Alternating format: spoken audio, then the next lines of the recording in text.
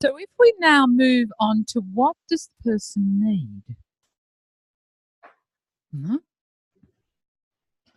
So that what the person wants, I often think about is that's in their language, that's in their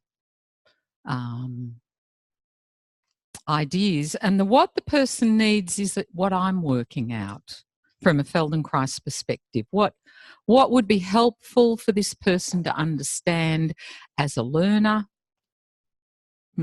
What would be helpful for them to understand in their organisation? Because both of those are going to influence their self-image.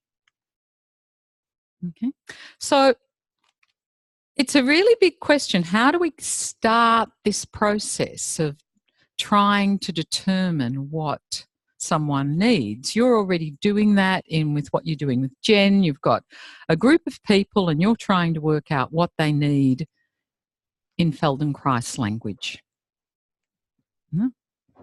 So what do you think would be useful when you're assessing this?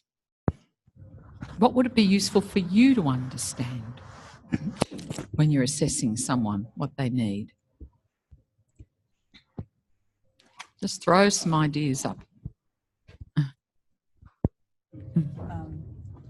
Looking at the person and then being able to sense. Just hold it a little closer, Sue. Looking at the person and then getting a sense of how they organise themselves, and then seeing if you could sense that in yourself, so that if there was, maybe you could sense that there's, they might weight to one side more, or something that's probably not going to come very well out of my brain right now. No. But that's, yeah. Which is what we did with Elizabeth the other day. Do you know what I mean? Or things you can think about that. So I can sort of be the person, yes. Sort of imagine I'm the person. So I'm coming from a sensory motor experience of what I think they would be. And then how do you assess, what are you looking for once you do that? Because this comes back again to the questions you're asking yourself about your organisation.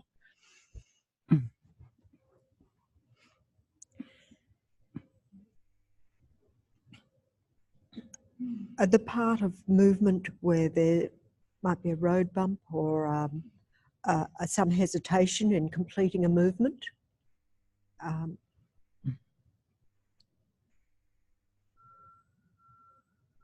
So you're looking for maybe just the flow through them, where it stops? Yes. No? Yes. Or where it starts? Or, yes, because you're not going to be at the start if you're just making this initial assessment while you're talking with them and they're not particularly paying attention to their movements. You're not going to be observing the range of movement necessarily, but you might also notice some restriction in the range of movement. Mm-hmm. So that's a different thing, some restriction in the range of movement, or looking for where the movement stops. Maybe they're two different things you're looking for there. Yeah. So what else might you be looking for?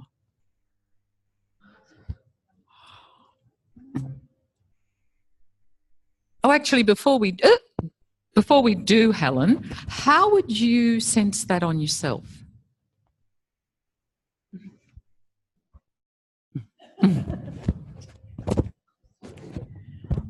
So what would be a movement you could do that was familiar enough for you that you could go, I could pick up maybe on myself where the movement stops, or... Yes. Yes, and I mean,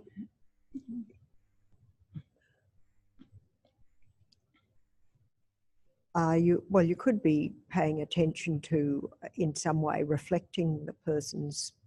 I'm not talking about the person now, I'm talking about you. What would be a familiar movement that you could do where you could feel that on yourself? Oh.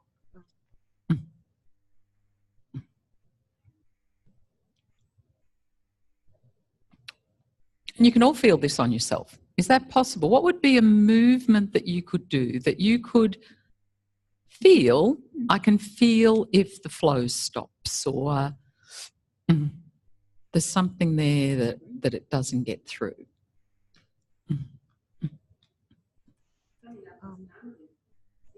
For you, sitting to standing might be a real... What, other people got different things that they might be able to feel it, Alison? Bending down to the floor, maybe. That would be an easy one for you to feel.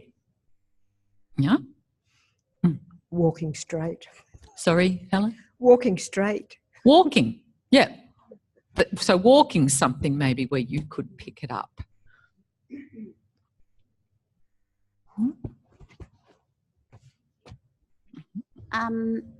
The way they might shift weight in a posture, and how much of them is involved in the shifting of weight. Watch Linda as she's doing this. Yeah, so I was just thinking the time that we were standing up and asking someone to shift their weight. You've stopped shifting your weight. From foot to foot, and you know how if they were sort of holding themselves fairly rigidly, they sort of looked like a pendulum, and if they were sort of shifting within their torso, they were more, the movement from side to side was less, something like that. So shifting weight's another one. We're looking for flow, for shifting weight. When I was interviewing my person, it was really helpful because she was talking about opposites, opposite functions or opposite feelings within herself. And when she was doing it, she was doing, opposites in her body. And so I could see which side she was more familiar with, flexion, than she was with extension when she was doing it. And it did stop there. Whereas in the front, she could tell me a lot more about the front and all of the things that were associated with that in her thinking and feeling. And you can see that Gloria really understands this in herself. Yeah. Can you see that in her when she's doing this? There's a flow there. She's got lots of her involved in the movement. Your breathing is easy.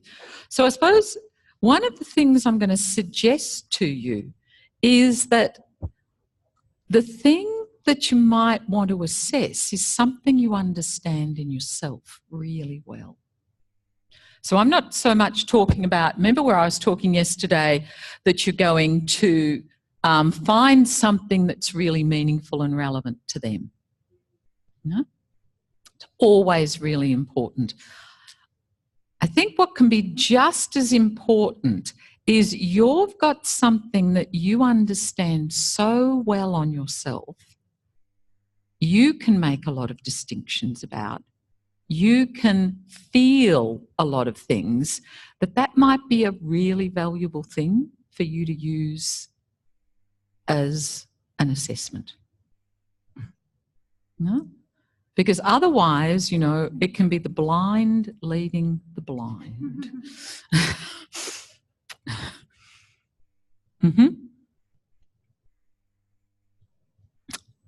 Yeah, Elizabeth. I was just going to say the expression on the face and how much the face is used. But for me, one of the big things as a singing teacher is just listening to the quality of sound in their voice tells me a great deal. So this is where I'm going to ask, what are the distinctions you can make in yourself about quality of voice? Because it's something you're interested in. So what have you discovered about quality of voice?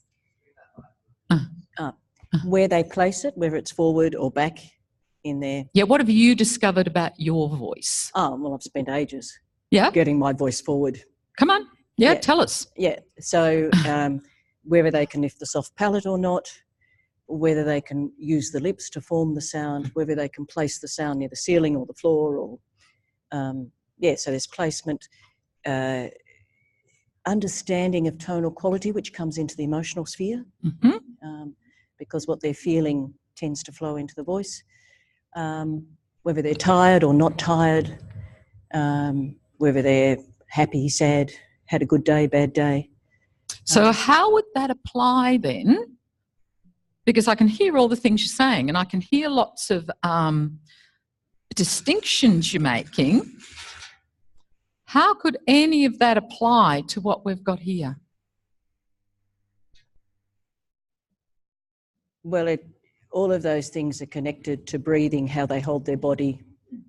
So for me, there's, I mean, I'm talking about what happens in the mouth, but if I talk about placement, it's a whole body thing. Mm-hmm. So for me, when I look at them, I can see when they speak. So how what are you they're looking using their for? body. What are you looking for?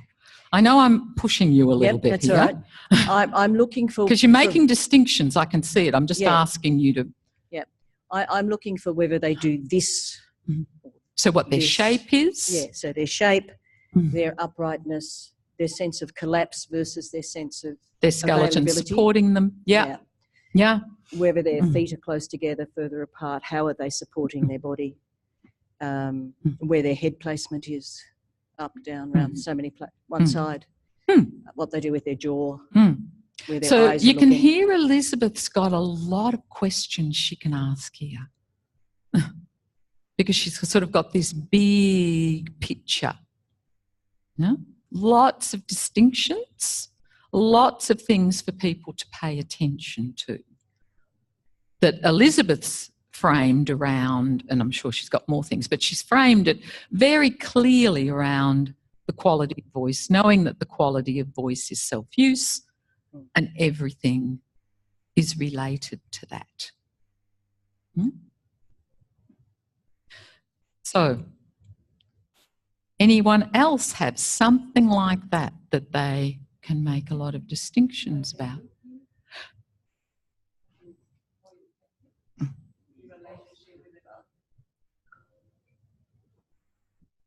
Where the eyes are looking. And what's that going to tell you? What have you investigated about where their eyes are looking that would be a bigger picture thing that you could ask? Do you know what I mean? You've looked for relationships.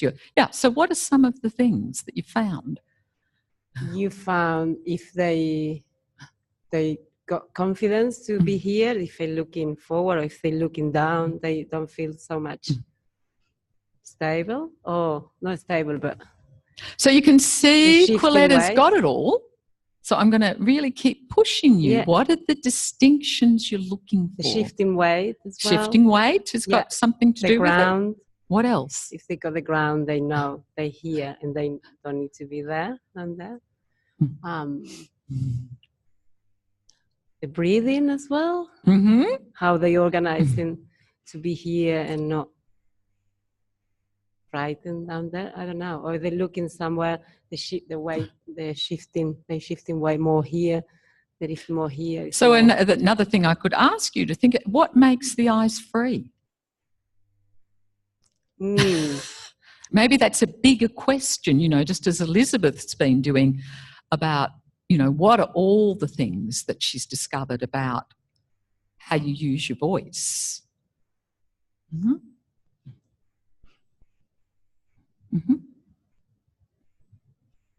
Yeah, Alison.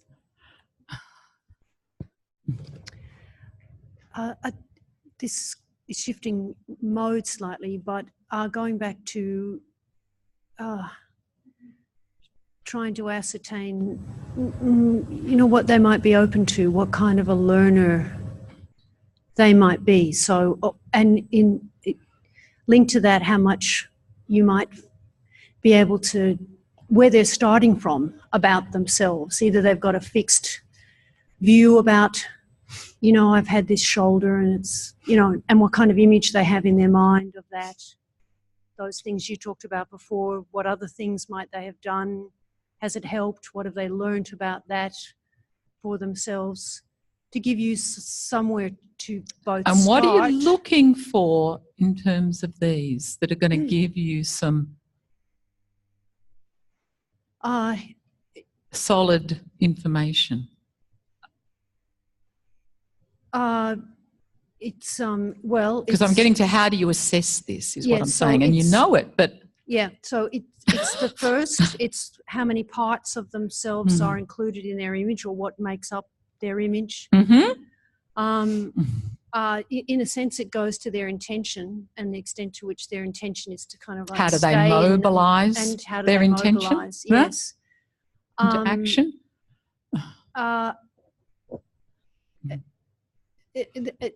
Partly about you've got evenness, openness there, but in a way it's about openness and about sensory integration, the extent to which they're either very fixed on a particular part of themselves maybe, and it's kind of taking over, or they can think about it in relation to the rest of their body. And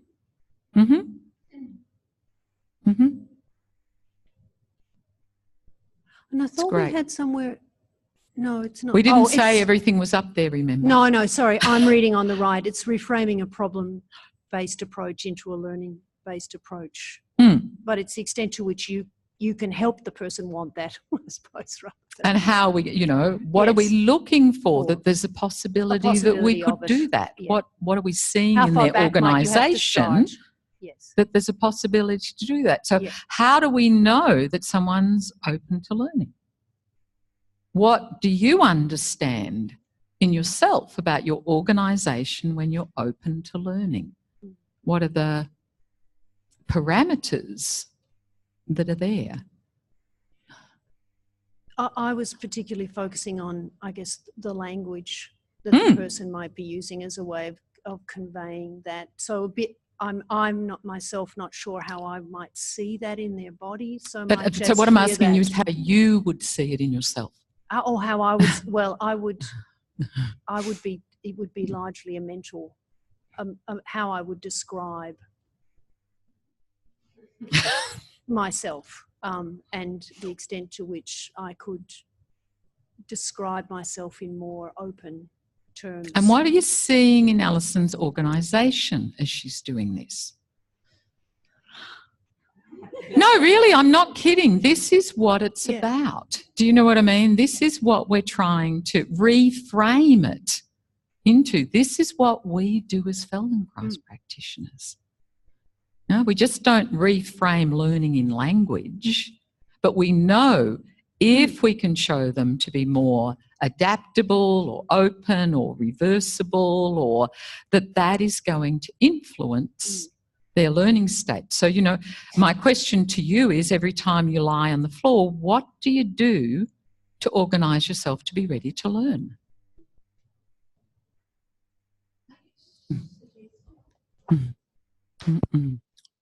Are you suggesting that to be really effective, the more you understand yourself is what you're actually going to be conveying to the client anyway? Because there's the rest is just an intellectual, what I'd refer to as mental masturbation. Take that out. But Feldenkrais says it all the time, so feel free. Sorry? Yeah. Because we could talk the Feldenkrais method, but until you've actually really integrated in you're almost going to attract those clients that are going to have something that has a connection with you. Absolutely. So, sorry, I'm just thinking this through in my head.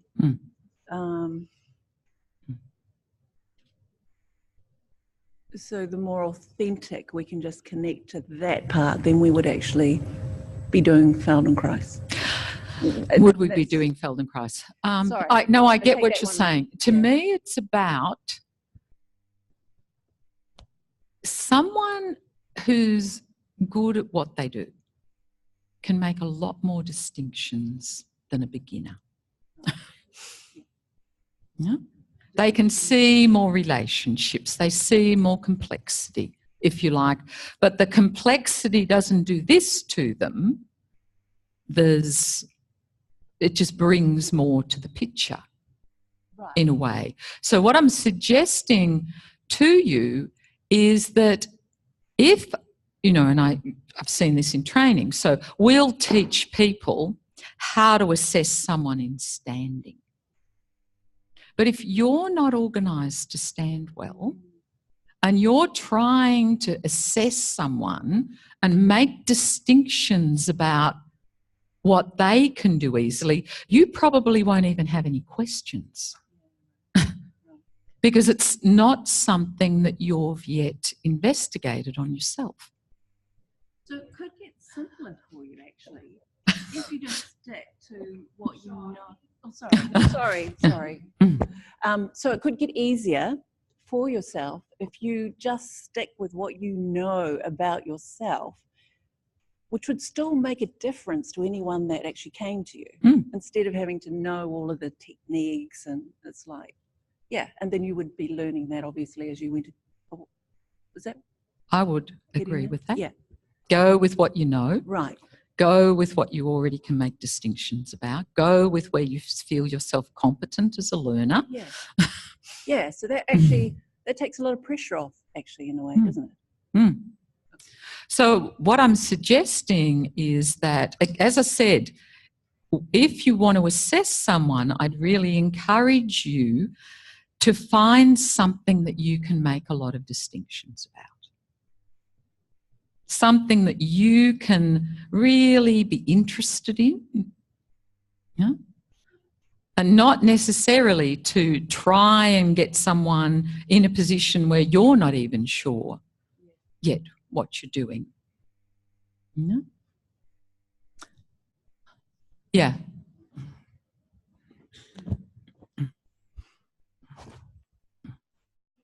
I've had a complete experience of that in the last 2 weeks, that I completely lost my confidence here, where I was always trying to do things I didn't understand and didn't really know.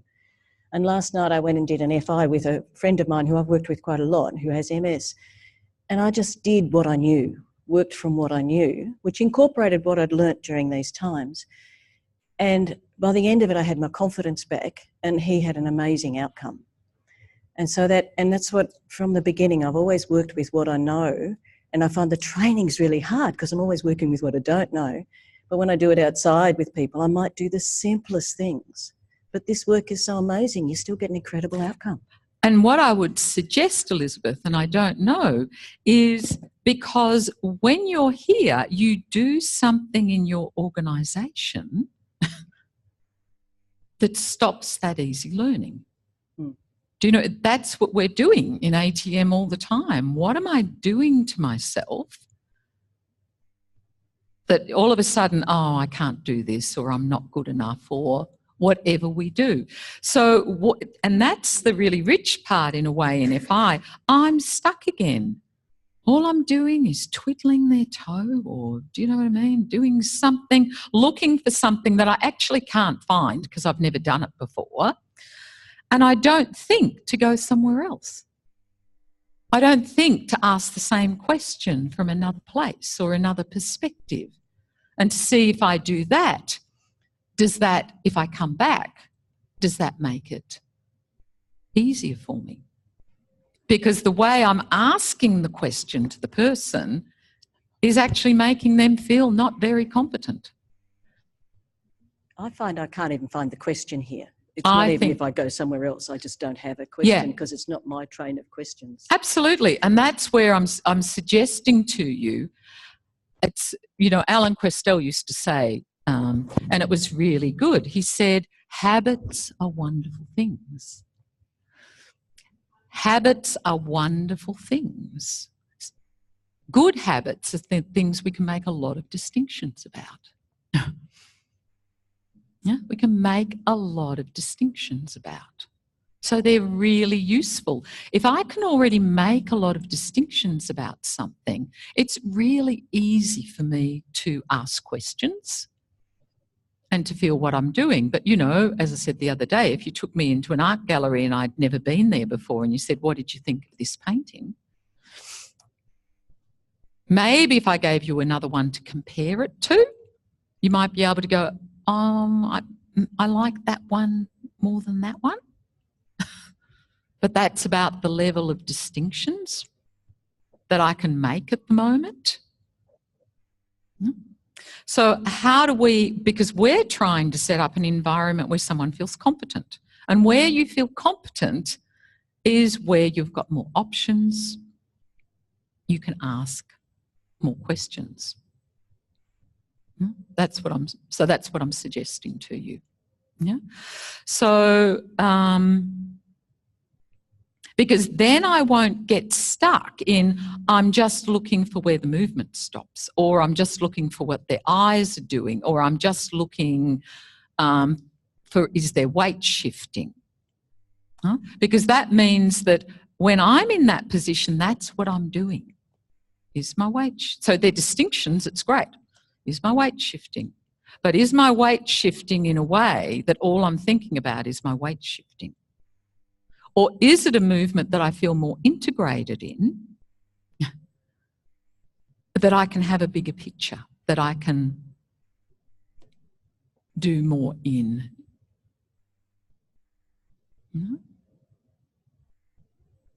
So and that's what I'm saying to you, what's something that you feel you can make distinctions about in movement? So what was it, Elizabeth, when you were sitting with this person? And it's hard sometimes bringing this, do you know what I mean, to attention and awareness.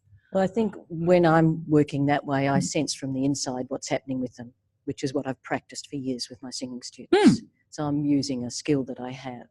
Whereas when I'm trying to look with my eyes to see it, it's really hard. But if you had your hands on someone, maybe. No, I'm better at a distance. I can feel it better. Once I touch people, it actually gets less. Okay. That's when yeah. So this is what you've all got to find out for yourselves. That is what I'm suggesting. So I know I have particular things I do that I can make so many distinctions about and learn so much about the person in a few seconds. But it's because I really understand it on myself. And I practiced it a lot. So I was talking to Ruth this morning about this. So Ruth, and you were saying there's particular things you do. Do you want to show us maybe some of the things you do? Here, I take this, then you won't have to hold the box at the same time.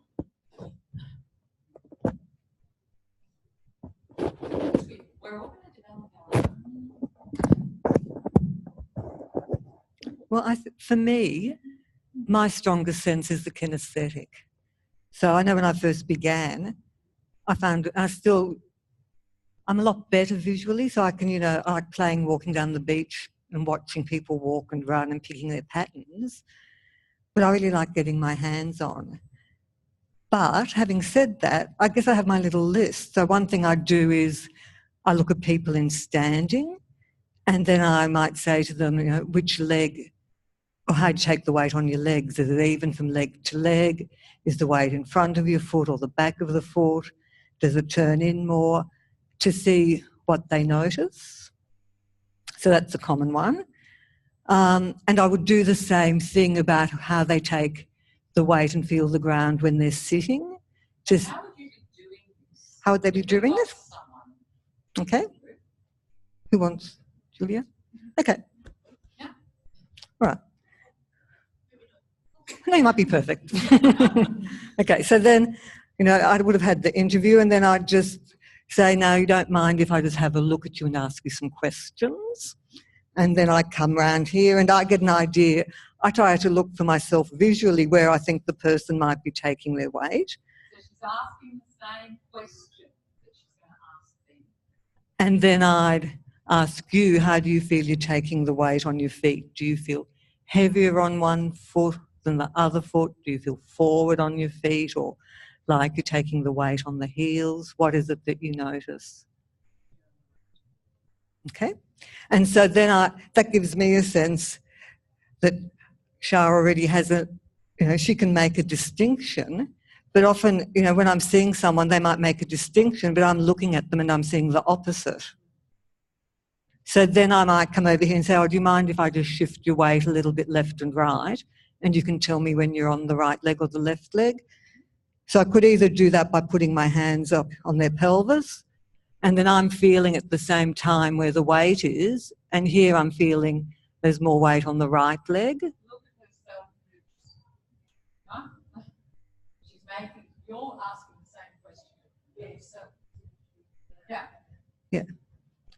And then I'd say, well, let's go over to the left, when do you feel the weight on your left leg? And I'm also thinking of how far does the person have to move through space to come onto that second leg from their midline? And so for me, I'd say about there you're starting to feel on your left leg. And then I might try and find where they feel the weight on both legs, which is about there, would you say? Or a little adjustment? Okay. So that would be maybe the first thing that I'd do in standing. And then I go through very simple planes of movement. You know, I'll ask the person to turn to their left and right and just to observe how they turn. And within that, I can get an idea if it's easier, or if they have a larger range in one direction than the other.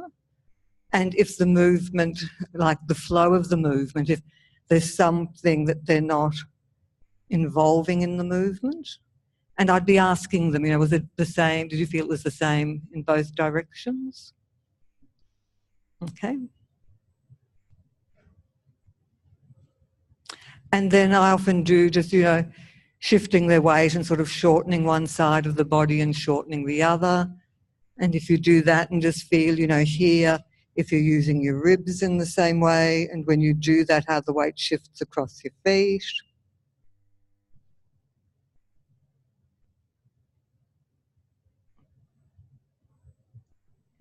And so, do you want to do that again? And so feel if it's easier going down to the left and where that puts the weight. And then if you go to the right. And so I can't perceive a lot of difference, can you?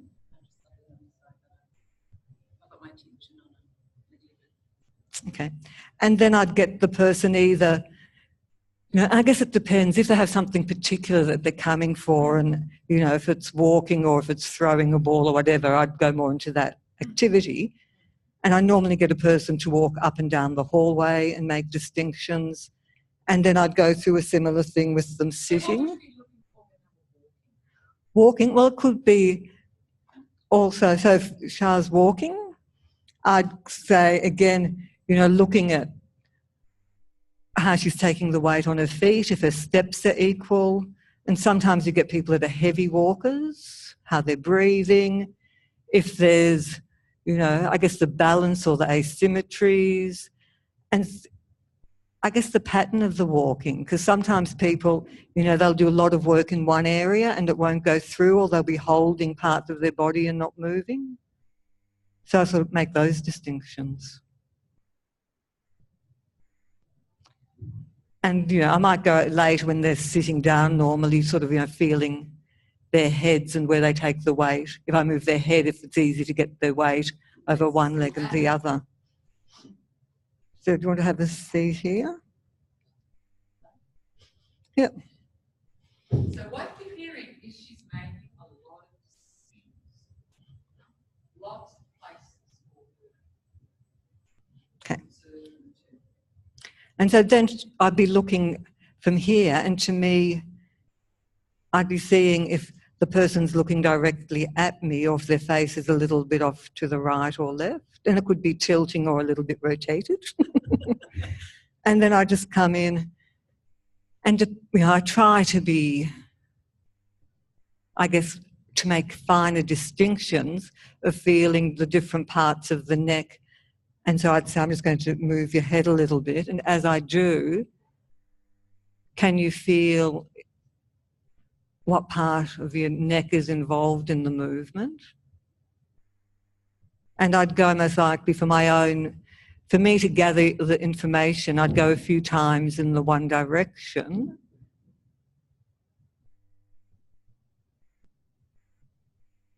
And I'd be asking, you know, how easy does that feel? Can you?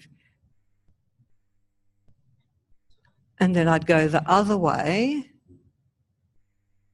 And I'd be thinking, is it easier for the head to turn one way or the other? And then I'd check it out with the person. So I'd say, like, to me, my guess, I've got 50% potential of getting, you know, being correct, I guess. So I think it's a little bit easier going that way. you feel the same or something different? Okay. So I could do that, and I could, as I'm doing it, I could just be really feeling for the neck, or I could be feeling, if I do a larger movement, how that's connecting further down the person. And then, I mean, if you're thinking again in planes of action, I would feel how the person, I'd be thinking of the tilting of their head, and I'd just say, I'm now going to tilt your head.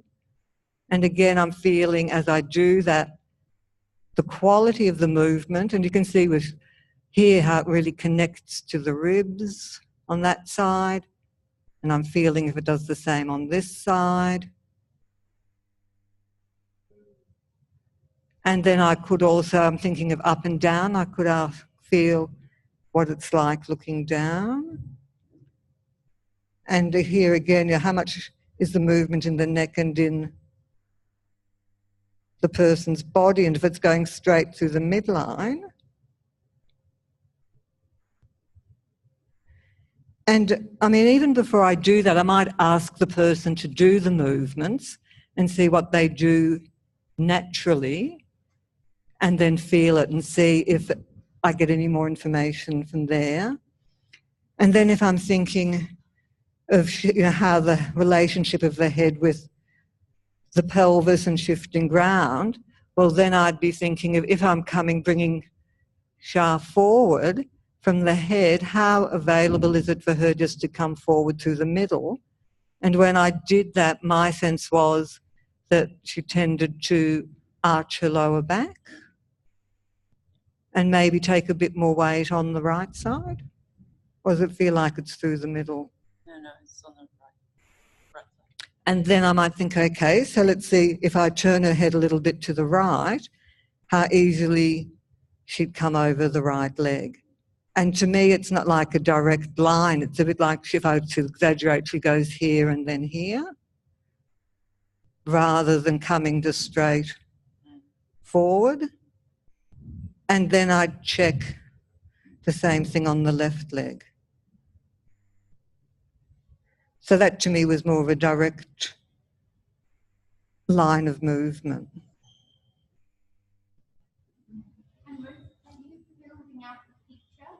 Yes, I guess I've got all of these little things happening. And sometimes I don't. So then I just... sometimes I think, oh, was that their right leg or their left leg? And I'll just ask them again. And even if I have them lying down, I go, now, was that the right leg that was sore, or was it the left? Was it this one? So I just check in. Yeah. But people don't mind if you go back.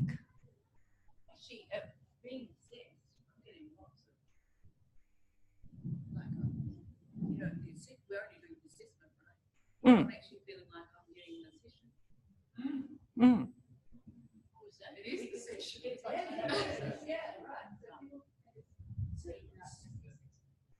We can see that from here. No, yeah, so I get a lot of feedback just by... Mm.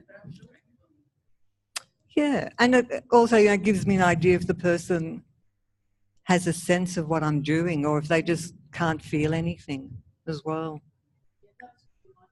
What if you are asking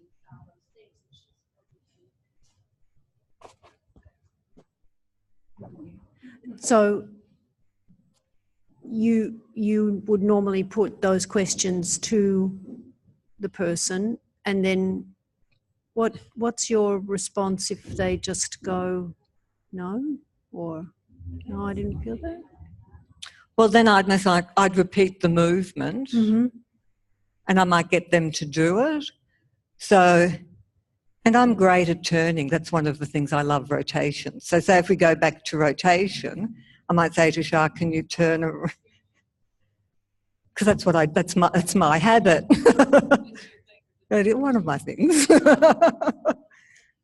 But then so if we think of turning, I'd say, well, can you turn? And as you're turning, feel how you do that. And maybe, okay. And yeah, so you can ham it up a bit if you like. And I think, oh. Well, a lot of people will ask them to turn, and they'll just turn from the neck, and they won't involve their pelvis at all. So then I'd say, oh, okay, so do that again. Now feel when you're turning, feel what parts you're moving, how your head moves and your shoulders. Can you feel how if there's anything happening here? Yeah. And so, I'd point it out to them and see if they can sense it. Right, because you've asked that question, it doesn't mean they've asked more. Well, I mean, you're very nicely connected, but, a lot of people that will come to see you, they haven't got a sense of their body, and they tend to, a lot of people that I see would isolate parts of their body so they haven't got that connection. So then you can sort of point that out to them, or, they might look up and they only do it in their neck. So then you can say, well, what would happen if, as you say, in an ATM, if you look downward and you sort of think of rounding your back, and then as you come up, start to look up and feel what effect that has on how far you look, if it feels easier in your neck, those sorts of questions. So could we say something like, can you be aware of how much effort you're using in your neck when you turn? Or, yeah, can you feel your work? I tend to not, my language might not be as much effort. I would say maybe, can you feel how much you're working in your neck, or how much is happening in your neck when down here there's not as much movement?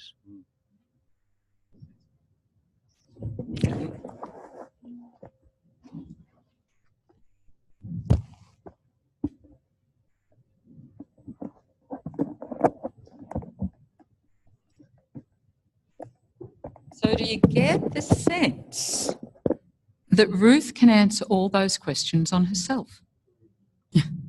Every question she asked you, she had lots of experience in the answer.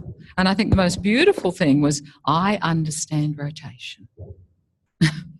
That's something I can make a lot of distinctions about. Yeah? So could that be, how do I build that into my assessment, that this is something I really understand?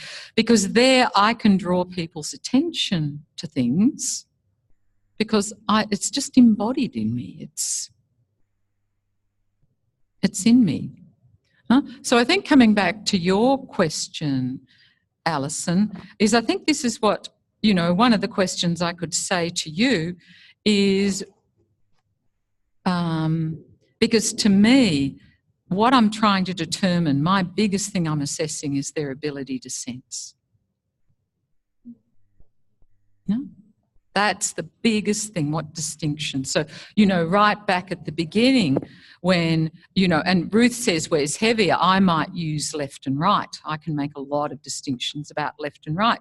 Do you feel the weight more on your left leg or the right leg? And they look at me blankly. I don't know. No? But then if you stand up, I can make a lot of distinctions about this. Right? So I'm not like Elizabeth who stands back. I want to feel. I'm really like Ruth. And I think many of us get much more kinesthetic when we go on. I trust my hands much more than I trust my eyes to give me information. So Alison's standing here and I might be, say we're using left and right. So I'm going to have my hands on her. No? Alison, is it easier to shift to your right leg or your left leg? I can feel she's really heavy here. She's not making that distinction. Huh? This leg's much lighter. Huh? So this side, because I can feel this on myself, I can feel she's really pushing down into the ground. No, she's just getting heavy. She's leaning into this leg. So again, that's something that springs to me because it has a lot of meaning for me, this, as you've guessed over the last 2 weeks, about how you use press and lift, how you get lightness. So here's Alison, and I go, little bit like Ruth, but I probably am interested in I'd make distinctions about slightly different things. And if they can't feel that there's a difference, I will always say to them, that's fine. That means I need to make it clearer for you what the question is I'm asking you. So I will always put it back to me that it's never their problem. It's that I haven't asked a clear enough question for them, or one that makes sense to them. Yeah? So at that point, I'm going to come back and not let them, I'm not going to let Alison now do the movement. I'm going to come in, I've got a pelvis, I've got the ground. Because that's what I'm interested in. Can you feel that, Alison, how I just gave you ground? No? So then I'll say, Alison, can you begin to feel now when you go to your right, how far can you go and feel really that you don't have to press into the ground? Can you feel there that maybe it starts to press a little bit? Now let's come back again. So I've got to feed in, if you like, the information for them. Because they can't make the distinctions. Or it might be, Alison, as you come to the side, what happens if you think of just letting your head turn a little to the left? Does that shift the weight on your foot differently? Does that make it any lighter? So to me, this part is like ATM. The questions I'm asking are exactly the same questions that I'm asking in ATM. And it's not a difference, but I am finely tuned as a machine here. So I am not going to let Alison run away with me because I can't feel anything then. She's gone beyond a range that I can make distinctions in myself. So for me to make the distinctions, that's probably why I need my hands on, because I'm interested in where they can go really easily. So where is it that Alison could go, if we just let your weight shift, what happens then, Alison? Because often, if I'm just doing this, that's not the plane they know. So I've got to already be ready to show them maybe different ways. Yeah? They might still say, I can't feel that. And that's when, like in an FI, I'll go, that's okay, let's try another position. Let's see if it's a little bit easier for you to sense in another position. Yeah? Or the other thing that I'll often do is I might also assume that because I'm initiating the movement from her pelvis, that might not be where she initiates her movement from. She might initiate a movement. And I go, oh, no, that's not as easy. Can you feel that, Alison? Information in my backpack. I'm not going to start with her hip joints. This is not an area that she has a lot of clarity about or a lot of, what about your ribs, Alison? Oh, how's that feel? That's an easier part for us to move you. Yeah. What about up here? How about up here, Alison? And I'll just say, we're just investigating. Where is it easiest for you? That doesn't feel easy, Alison. But let's just see. What if we just take your weight a little forward? A little bit easier. So I'm asking them to start making distinctions. But I'm leading them with what I'm feeling. I'm not asking them questions that I don't feel. I'm asking questions that I can feel in myself, which is exactly what Ruth was doing. And you could see both by, if you watch Alison, if I've got her in that place, she's now interested in what we're doing. She's engaged now in a learning process. But if I'm just going, Alison, how do you shift your weight? And she's lost quality. She's got no idea what she's looking for. And you're not interested. Or you don't know what it is that you're being asked, which is even more frightening for people. Huh? Because the question isn't clear. Huh? So your homework on the weekend is to think of a movement in any orientation you like that you think you can make a lot of distinctions about.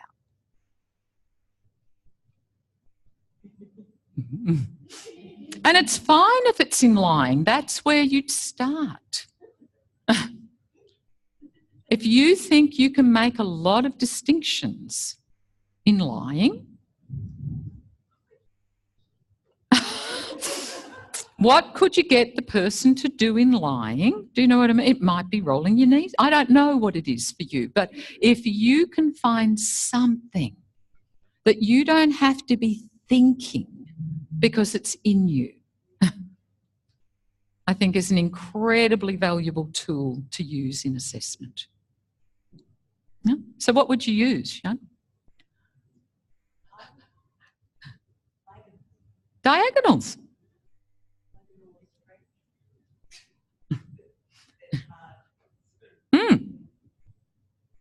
So how many questions could you have to ask someone about lifting,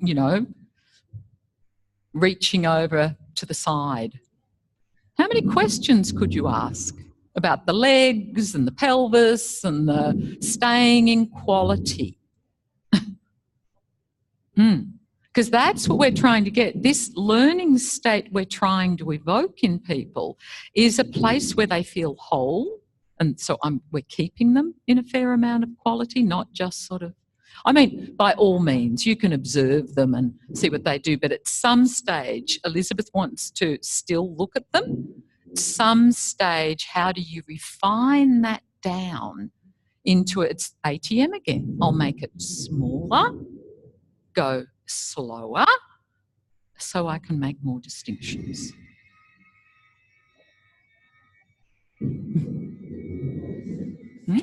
So, as I said, that's your homework over the weekend to think about. What is it that I could begin to develop as a thing? So you could see Ruth she was using weight transfer a lot. In great thing, what's happening, where the planes of movement she was using.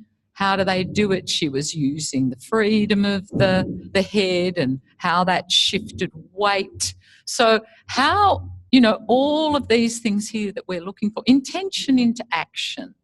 It's really easy. If I say to someone, could you shift the weight to your right leg to lift your left leg? I'm going to see how they mobilise their intention into action. All the things they might be doing, you can use whatever you like. It's just something that you can make things about, because it's really important that you know how much they can feel and what the language is they use to make distinctions. Yeah? And that's why you could see Feldenkrais with Larry, and I mentioned this the other day, he doesn't get Larry to feel anything. Larry can't feel anything. And you'll see so often when you see Feldenkrais work, if people don't have a sense of themselves, it's all hands-on and it's all his beautiful self-use feeding into them. It's all about, I am going to give you an experience of what normal action feels like through my hands. You don't have to I'm just going to let you do whatever you want. You can see it, the kids talk or they're off somewhere, but his intentionality into what I'm feeding into your system is all that matters. But as soon as he thinks he's got an in, you'll ask them something, and he's like Larry, and you ask him, it's just totally unrelated. But as soon as he hears, oh, yeah, my breathing's different, he's in there. You've made a distinction. This is the time when we can start building on it. Okay, let's have a little break and we'll come back and do Moshe teaching us for the rest of the day.